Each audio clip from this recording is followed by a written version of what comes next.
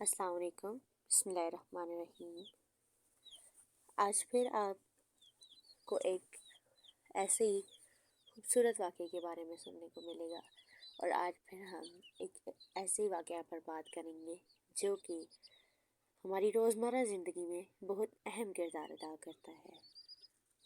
आज हम बात करेंगे वालिदैन के बारे में कि वालिदैन क्या हैं और उनका क्या हक़ है हम पर। वालिदैन एक ऐसी चीज़ है जो अल्लाह ताला की तरफ से औलाद के लिए नेमत है। वालिदैन हल्की सी आंच भी अपने औलाद पर बर्दाश्त नहीं कर सकते और उनकी औलाद उनसे कैसा रवैया अख्तियार करती है। सोचिए ज़रा, हम कैसा रवैया अख्तियार करते हैं अपने वालिदैन के साथ और वो हमारे साथ क्या करते हैं। हमारी हर ख्वाहिश को पूरा करने के बावजूद भी हम उनकी एक ख्वाहिश पूरी नहीं कर पाते। ख्वाहिश तो बाद में आ जाती है, पहले तो हम उनकी कोई बात ही सुनना गवारा नहीं करते। अगर वो कोई हमें नसीहत भी दें तो हम उससे भी मुकर जाते हैं। और रवैया हमारा किस तरह का होता है उनके साथ। ज़रा सोचें कि क्या हम अपने वालिदैन के हक़ अदा कर रहे हैं या क्या हम सारे हकूक़ में से कोई एक भी हकूक़ पूरा कर पाएंगे अपने वालिदैन का। वालिदैन हमारे लिए अल्लाह ताला की तरफ से एक तोहफ़ा है, खूबसूरत तोहफ़ा, एक नेमत है जो अपने ऊपर तो हर तकलीफ़ बर्दाश्त कर सकते हैं लेकिन अपनी औलाद पे एक आंच नहीं आने देते, उनकी हर ख्वाहिश पूरी करते हैं। कोई बात ऐसी नहीं होती कि वालिदैन ना पूरी करें या औलाद के मुंह से निकलने से पहले वालिदैन उस चीज़ को पूरा करते हैं, लेकिन औलाद क्या करती है, हम क्या करते हैं अपने वालिदैन के लिए। और सबसे बड़ा गुनाह, रसूल पाक सल्लल्लाहु अलैहि वसल्लम फरमाते हैं कि सबसे बड़ा गुनाह क्या है। सबसे बड़ा गुनाह क्या हो सकता है? सबसे बड़ा गुनाह वालिदैन पर लानत करना है। और कोई भी औलाद ऐसी नहीं होगी कि जो अपने वालिदैन को अपने सामने बेइज्जत करे या उन पर लानत करे। एक शख्स ने रसूल पाक सल्लल्लाहु अलैहि वसल्लम से पूछा कि ऐ नबी पाक, और वालिदैन को कोई कैसे लानत दे सकता है, वालिदैन पर कैसे लानत भेजी जा सकती है। तो बहुत अजीम हस्ती होती है और लानत का मतलब क्या आता है इसमें। तो आगे से उस शख्स को जवाब मिला रसूल पाक सल्लल्लाहु अलैहि वसल्लम की तरफ से कि लानत ये नहीं होती, ज़रूरी नहीं है कि कोई औलाद वालिदैन को अपने सामने बिठा के लानत भेजे।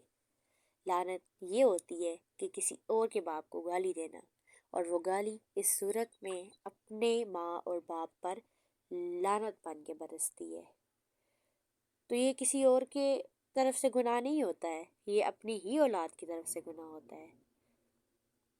और जो शख्स हंसी या मजाक में भी एक गाली देता है तो उसके उस हंसी या मजाक या किसी भी तरह के रवैये में भी वो जो गाली देता है वो गाली उसके लिए एक बिच्छू बनती है। और सोचें ज़रा कि हम सुबह से शाम तक हंसी मजाक में कितनी वाहियात और फजूल किस्म की बातें करते हैं, जिसमें अगर हम किसी को अगर एक बुरी तरीके से बुलाते हैं तो वो हमारे लिए कितना बड़ा गुनाह है। और उसके साथ साथ गुनाह तो गुनाह है लेकिन हमारे लिए अजाब कितना है।